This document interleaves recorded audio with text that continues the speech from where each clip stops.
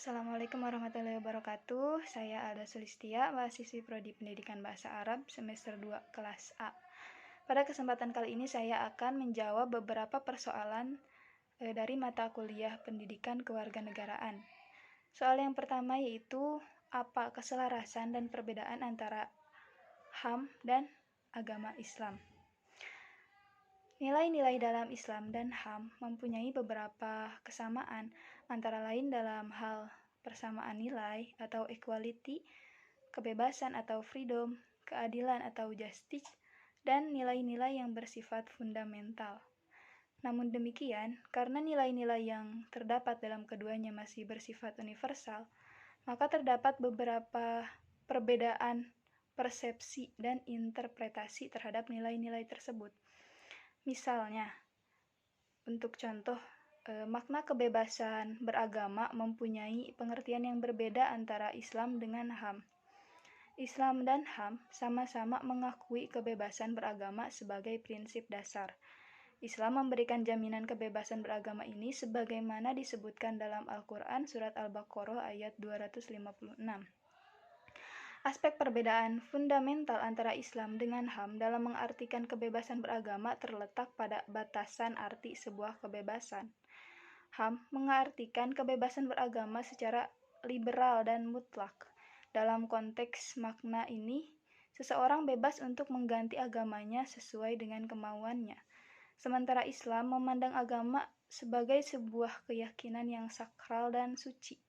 Implikasinya, seseorang dituntut untuk selalu menjaga dan mempertahankannya.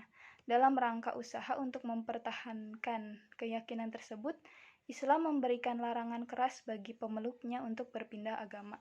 Bahkan ahli fikih telah membuat keputusan untuk menjatuhkan pidana kepada orang yang berpindah dari agama Islam atau yang disebut dengan murtad.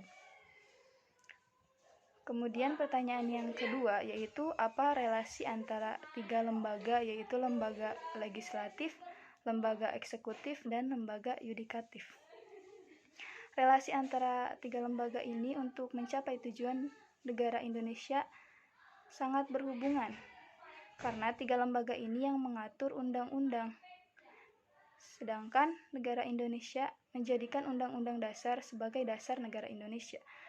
Lembaga legislatif adalah lembaga yang mempunyai tugas serta wewenang membuat atau merumuskan undang-undang yang ada di sebuah negara. Di Indonesia, lembaga legislatif ini dijalankan oleh DPD, DPR, MPR, DPRD. Kemudian yang kedua, lembaga eksekutif. Lembaga eksekutif adalah lembaga yang dibentuk untuk melaksanakan undang-undang, terdiri dari presiden, wakil presiden, dan menteri-menteri yang membantu presiden dan wakil presiden. Kemudian lembaga yang ketiga yaitu lembaga yudikatif, adalah lembaga yang bertugas menjadi pengawas dan memantau proses berjalannya undang-undang dan juga pengawasan hukum di sebuah negara. Yang menjadi lembaga yudikatif di Indonesia adalah Mahkamah Agung, Mahkamah Konstitusi, dan Komisi Yudisial.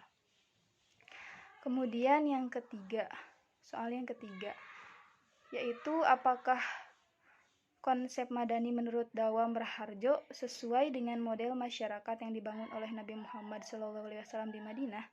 Jawabannya, ya, sesuai. Konsep masyarakat Madani menurut Dawam Raharjo sesuai dengan model masyarakat yang dibangun oleh Nabi Muhammad SAW di Madinah.